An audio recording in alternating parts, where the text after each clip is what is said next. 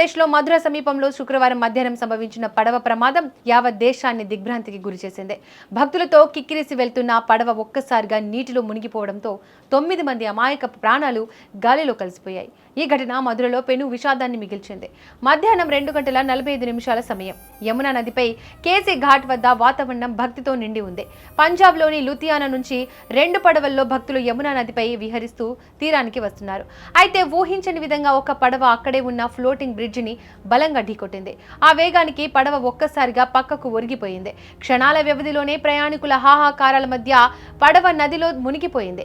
నీటిపై తేలియాడాల్సిన పడవ మృత్యు శకటంలా మారి భక్తులను జలసమాధిని చేసింది.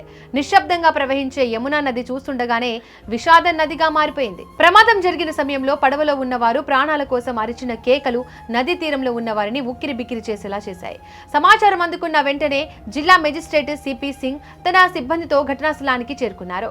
సహాయక బృందాలు యుద్ధ ప్రాతిపదికన రంగంలోకి దిగాయి. ఇప్పటి వరకు 17 మంది యాత్రికులను రక్షించగలిగారు.